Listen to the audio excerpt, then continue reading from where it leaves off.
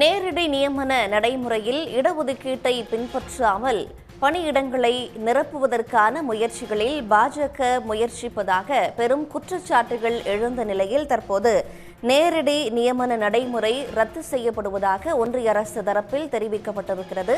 இது தொடர்பான கடிதத்தை யுபிஎஸ்சிக்கு ஒன்றிய அமைச்சர் ஜிதேந்திர சிங் கடிதம் மூலமாக அறிவுறுத்தி இருக்கிறார். பெரும் எதிர்ப்பு எழுந்த நிலையில் தற்போது அந்த எதிர்ப்புக்கு ஒன்றிய அரசு பணிந்திருக்கிறது. ஒன்றிய அரசின் இணை செயலாளர்கள் உள்ளிட்ட 45 இணை செயலாளர்கள் பொறுப்பில் தனியார் துறையை சேர்ந்தவர்களை நேரடியாக நியமனம் செய்யப்படுவது தொடர்பான அறிவிப்பை யுபிஎஸ்சி வெளியிட்டிருந்தது. இந்நிலையில் அதற்கு மக்களவை எதிர்க்கட்சி தலைவர் ராகுல் காந்தி, அதேபோல திமுக, ஆர்ஜேடி உள்ளிட்ட கட்சிகள் கடும் எதிர்ப்பை தெரிவித்திருந்தன. அதேபோல பாஜகவின் கூட்டணியில் இருக்கிற லோக் ஜனசக்தி கட்சியை சேர்ந்த சிராக் பாஸ்வான் மற்றும் நிதிஷ்குமார் உள்ளிட்டோரும் எதிர்ப்பு தெரிவித்திருந்தார்கள். தற்போது அந்த எதிர்ப்புக்கு ஒன்றிய அரசு பணிந்திருக்கிறது.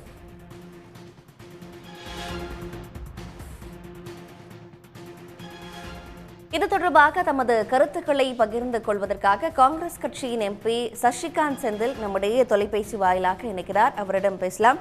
சார் வணக்கம். தற்போது ஒன்றிய அரசின் இணை செயலாளர்கள் பொறுப்பு 45 பதவிகளுக்கான ஒரு நேரடி நியமனம் அப்படிங்கிற அறிவிப்பை யுபிஎஸ்சி வெளியிட்டிருந்த நிலையில அதற்கு கடும் எதிர்ப்பும் எழுந்தது. காங்கிரஸ் கட்சியும் எதிர்ப்பு தெரிவித்தது. ராகுல் காந்தியும் அது தொடர்பான எதிர்ப்பை பதிவு செஞ்சிருந்தாரு. இப்போ அந்த அறிவிப்பை ரத்து செய்யப்படுவதாக ஒன்றிய அரசு தரப்பில் அறிவிக்கப்பட்டிருக்கு. இப்போ அடிப்படையில் பாஜகவுக்கு என்ன நோக்கம் இதன் மூலமாக இருந்தது? இப்போ இந்த எதிர்ப்புக்கு பணிந்தது பற்றி உங்களுடைய கருத்து என்ன?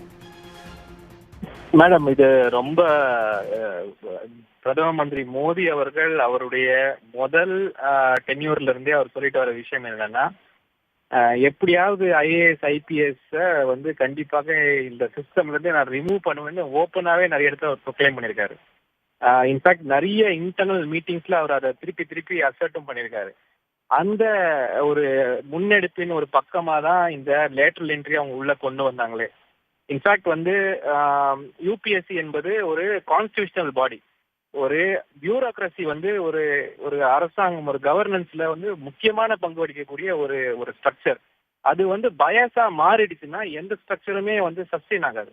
அதனாலதான் யூபிஎஸ்சிக்கு கான்ஸ்டிடியூஷனல் ப்ரொவிஷன் கொடுத்து ஒரு பெரிய சிஸ்டம் உருவாக்குனாங்க அந்த செலக்ட் பண்றதுக்கு. இவங்க லேட்டரல் என்ட்ரி கொண்டு வரும்போது இந்த 2-3 வருஷமா அவங்க கொண்டு வந்த ஆட்கள் எல்லாம் எப்படின்னு பாத்தீங்கன்னா கம்ப்ளீட்டா ஆர்எஸ்எஸ் பிஜேபி பேக்ரவுண்ட் இருக்கிற ஆட்களை தான் அவங்க அந்த லேட்டரல் என்ட்ரில கொண்டு வந்தாங்க. இன்ஃபேக்ட் இப்போ இந்த மறுபடியும் இந்த நோட்டிபிகேஷன் போட்ட உடனே அது காங்கிரஸ் பார்ட்டி மற்றும் எல்லா பார்ட்டிகள் வந்து இது ரொம்ப ஒரு ஸ்ட்ராங் அப்ஜெக்ஷன் ரைஸ் பண்ணோம். 2 ஆஸ்பெக்ட்ல இருந்து. ஒன்னு, இது வந்து unhealthy for a bright democracy. 2வது, சோசியல் ஜஸ்டிஸ் வந்து கண்டிப்பா அப்படி கம்ப்ளீட்டா இதை பைபாஸ் பண்ணிட்டாங்க. இவ்வளவு உயர் பதவிகள்ல போகக்கூடிய எஸ்சி எஸ்டி ஓபிசிக்கு அவர்களுடைய ஒரு வாய்ப்பு மறுக்கப்பட்டதுன்ற பிளான்க்லயும் அதை நாங்க அப்செட் பண்ணியிருந்தோம். அது இப்போ வித்ட்ரா பண்ணிட்டாங்கன்னு எனக்கு நியூஸ் வருது. நான் இன்னும் அந்த ஆர்டரை பார்க்கல.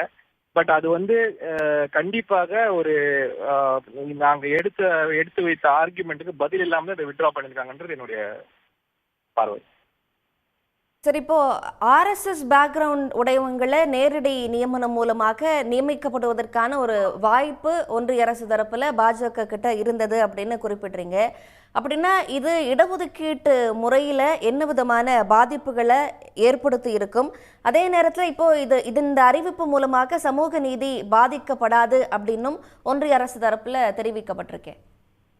இல்ல அது நான் வாய்ப்பு இல்ல. அவங்க அப்படிதான் அப்பாயிண்ட் பண்ணிட்டே இருந்தாங்க. இப்ப ஈவன் இந்த செபியோடைய சேர்பர்சனை பாத்தீங்கன்னாலும் அந்த மாதவி புச் அவங்களும் அந்த பேக்ரவுண்ட்ல இருந்து வரவங்க தான். அதனாலதான் வந்து நீங்க அதானி பத்தி ஒரு ஸ்ட்ராங் கம்ப்ளைண்ட் வரும்போது அவங்க ஆக்ட் பண்ண மாட்டாங்க. ஸோ அதனால அந்த மாதிரி ஒரு பயஸா இருக்கக்கூடிய ஆட்கள். 2வது வந்து இந்த மாதிரி சீனியர் பொசிஷன்ல 3 வருஷம் 4 வருஷம் வேலை பார்த்துட்டு அதுக்கப்புறம் அவங்க இருக்கிற இடம் இல்லாம போயிடுவாங்க. அக்கௌண்டபிலிட்டியே இருக்காது இந்த சிஸ்டம்ல. அதனால இட் இஸ் கம்ப்ளீட்லி இந்த மாதிரி ஒரு ஹையர் பொசிஷன்ஸ்க்கு வர்றதுக்கு ஃபீல்ட்ல எக்ஸ்பீரியன்ஸ் இல்லாத, இந்த நாட்டின் அடித்தளங்கள்ல வேலை செய்யாத ஆட்கள் வந்து உட்காரும் பொழுது அவங்க சொல்ற பிக் பாஸஸ் சொல்றத அவங்க கேட்க போறாங்க.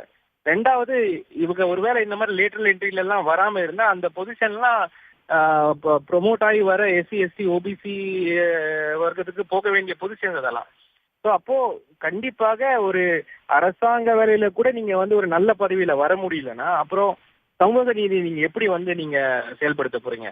எப்பவுமே வந்து ஒரு 90% இருக்கிற பிரைவேட் செக்டர்ல ரிசர்வேஷன் கிடையாது. உங்களுக்கு கொஞ்சம் நஞ்சம் இருக்கிற பப்ளிக் செக்டர்லயும் நீங்க வந்து எல்லா பதவிகளையும் பறிச்சுட்டீங்கன்னா சமூக நீதி எப்படிதான் வந்து எஸ்டாப்ளிஷ் ஆகும்? ஸோ இது வந்து ஒரு டவுன் ட்ராடன் கிளாஸ்க்கு கம்ப்ளீட்டா அகெயின்ஸ்டான ஒரு மூவ். நன்றி சார், உங்களுடைய கருத்துக்களை பகிர்ந்து கொண்டமைக்கு மிக்க நன்றி. உள்ளூர் செய்திகள் முதல் உலக செய்திகள் வரை உங்களை சுற்றி நடக்கும் எல்லா செய்திகளையும் நொடிக்கு நொடி அறிந்து கொள்ள சன் நியூஸ் வாட்ஸ்அப் சேனலை ஃபாலோ செய்யுங்கள். QR கோடை ஸ்கேன் செய்து சன் நியூஸோடு இணைந்திருங்கள்.